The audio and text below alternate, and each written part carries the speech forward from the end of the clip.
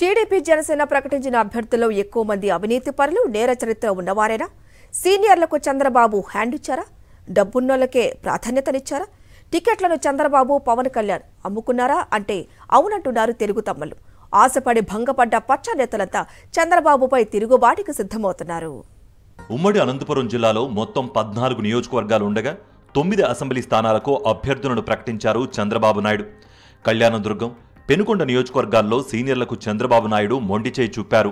అంతేకాదు నేర చరిత్ర, డబ్బున్నోళ్లకే చంద్రబాబు నాయుడు టికెట్లు ఇచ్చారని తెలుగు తమ్ముళ్లు ఆరోపిస్తున్నారు.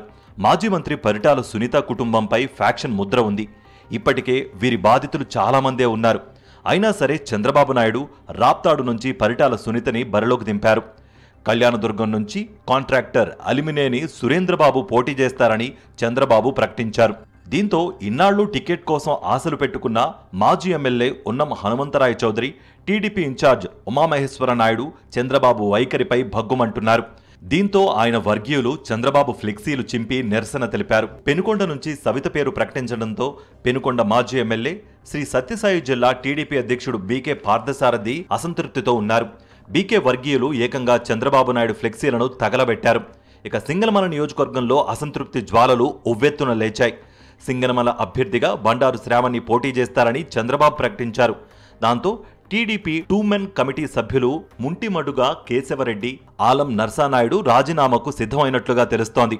బండారు శ్రావణ్నికి టికెట్ కేటాయించడం పట్ల టీడీపీ దళిత విభాగం రాష్ట్ర అధ్యక్షుడు ఎంఎస్ రాజు తీవ్ర అసంతృప్తితో ఉన్నారు. మడకశిర అభ్యర్థిగా మాజీ ఎమ్మెల్యే ఈరన్న తనయుడు సునీల్ కుమార్కు చంద్రబాబు అవకాశం కల్పించారు. చంద్రబాబు నిర్ణయాన్ని మాజీ ఎమ్మెల్సీ గుండుమల తిప్పేస్వామి వర్గం తప్పుబడుతోంది. దీంతో అసమ్మతి నేతలంతా సమావేశమై భవిష్యత్ కార్యాచరణకు సిద్ధమవుతున్నారు. మరోవైపు ఈ పొత్తుల ప్రభావం మాపై ఉండదని వైఎస్ఆర్సీపీ ఎమ్మెల్యే తోపుదుర్తి ప్రకాష్ రెడ్డి అన్నారు. ఎక్కడ అడిగినా కూడా చంద్రబాబు పేరు చెప్తే ఒక పథకమైన ఉందంటే ఎవరు చెప్పలేకపోతున్నారు. మరి జనానికి ఆయన ఏమి చేసింది లేనప్పుడు ఆయన మాకు పోటీ ఎలా అవుతాడు? ఆయనకు తోడు పవన్ కళ్యాణ్ రావచ్చు, ఇంకొక కళ్యాణ్ రావచ్చు, ఇంకొక కళ్యాణ్ రావచ్చు.